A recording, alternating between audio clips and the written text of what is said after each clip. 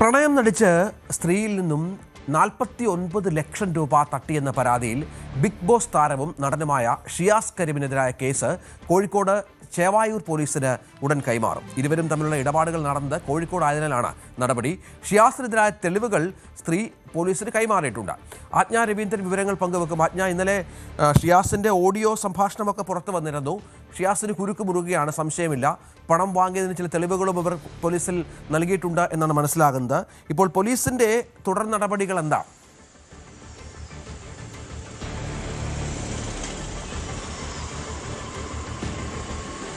രഞ്ജിത്ത്, പാലാരിവട്ടം പോലീസാണ് ഷിയാസ് കരീമിനെതിരായ നടപടിക്രമങ്ങളുമായി മുന്നോട്ട് പോകുന്നത്. ഷിയാസ് കരീമിനെതിരെ 65 ലക്ഷം രൂപയ്ക്കാണ് യുവതി ഈ പണം എന്നുള്ള പരാതിയുമായി രംഗത്തെത്തിയിരിക്കുന്നത്. ഈ 65 ലക്ഷം രൂപ പല തവണയായി വാങ്ങിയിട്ടുള്ളതാണ്. ഷിയാസ് കരീമുമായി ജിമ്മിൽ പങ്കാളിത്തം, അതായത് ഷിയാസ് കരീമുമായി ജിമ്മ് തുടങ്ങിയ ശേഷം ജിമ്മിൽ പങ്കാളിത്തം തനിക്ക് നൽകാമെന്ന് വാഗ്ദാനം നൽകിയിരുന്നു. അതേസമയം ആ പങ്കാളിത്തം നൽകിയതുമില്ല. പണം തിരികെ ചോദിച്ചപ്പോൾ നഗ്നചിത്രങ്ങൾ പ്രചരിപ്പിക്കുകയും എന്ന് ഭീഷണിപ്പെടുത്തിയ എന്നായിരുന്നു യുവതിയുടെ പ്രധാനപ്പെട്ട പരാതി. അതേസമയം ഷിയാസ് കരീം ഈ യുവതിയുമായി സംസാരിക്കുന്ന ഓഡിയോ ക്ലിപ്പുകൾ കഴിഞ്ഞ ദിവസം പ്രചരിച്ചിരുന്നു. അത് AI ഓഡിയോ ക്ലിപ്പുകളാണെന്നുള്ള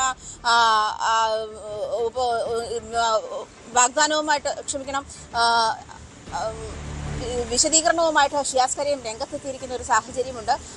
ആ ഒരു സാഹചര്യത്തിൽ നമുക്ക് തന്നെ ഇന്ന് കാലത്ത് ഇറങ്ങുന്ന ഇത്തരം ഓഡിയോകളിലൊക്കെ AI സാന്നിധ്യമുണ്ടോ, അല്ലെങ്കിൽ AI വഴി ക്രിയേറ്റ് ചെയ്തതാണെന്നുള്ള കൺഫ്യൂഷൻസ് ഒക്കെ നിലനിൽക്കുന്ന നിരവധി സാഹചര്യങ്ങളുണ്ട്. അത്തരം സാഹചര്യങ്ങളിൽ കൂടി പോലീസ് അന്വേഷിക്കും. AI ആണ് എന്നുള്ള നിലപാടിൽ തന്നെയാണ് ഷിയാസ് കരീം ഉറച്ചു നിൽക്കുന്നത്. അതേസമയം തന്നെ നമുക്ക് ആ ഓഡിയോയിൽ കേൾക്കാം. ആദ്യ ഘട്ടത്തിൽ 10 ലക്ഷം രൂപയുടെ ഒരു കുറവുണ്ട്, 10 ലക്ഷം രൂപ അറേഞ്ച് ചെയ്യണം. അതുമാത്രമല്ല, നമ്മൾ തമ്മിലുള്ള ഫോട്ടോയുടെ സ്റ്റാറ്റസുകളൊന്ന് കുറയ്ക്കുക, ചിലപ്പോൾ നമുക്ക് പണി കിട്ടാനുള്ള സാധ്യതയുണ്ട് തുടങ്ങിയ കാര്യങ്ങളൊക്കെ ഷിയാസ് കരീം ഈ ഓഡിയോയിലൂടെ പറയുന്നുണ്ട്.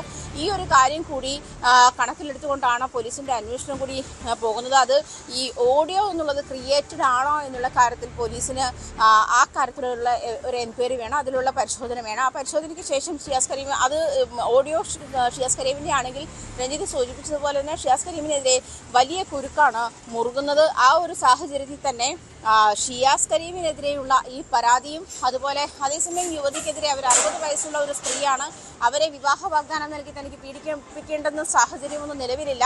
തൻ്റെ ഭാര്യയോടും അമ്മയോടും സഹോദരിയോടുമൊക്കെ നിരവധി തവണ സ്വർണവും പണവും കടം വാങ്ങിയിട്ടുണ്ടായിരുന്നു. അത് തിരിച്ചു ചോദിച്ച സമയത്താണ് തനിക്കെതിരെ ഇത്തരത്തിൽ ലൈംഗിക പീഡന പരാതിയുമായി സ്ത്രീ രംഗത്തെത്തിയിരിക്കുന്നതെന്നുള്ളതാണ് ഷിയാസ് കരീമിൻ്റെ വിശദീകരണം. ആ ഒരു വിശദീകരണം കൂടി നിലനിൽക്കുന്നുണ്ട്. എന്തായാലും പാലാരിവട്ടം പോലീസ് ഷിയാസ് കരീമിനെതിരെയുള്ള നടപടികളുമായി മുന്നോട്ട് തന്നെയാണ്.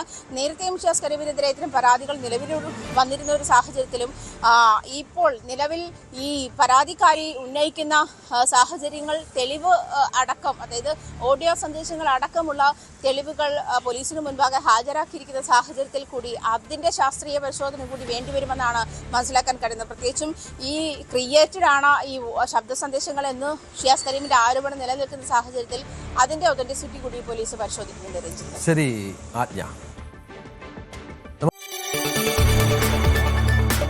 കൂടുതൽ വാർത്തകൾക്ക് News 18 Keralam YouTube channel subscribe ചെയ്യുക.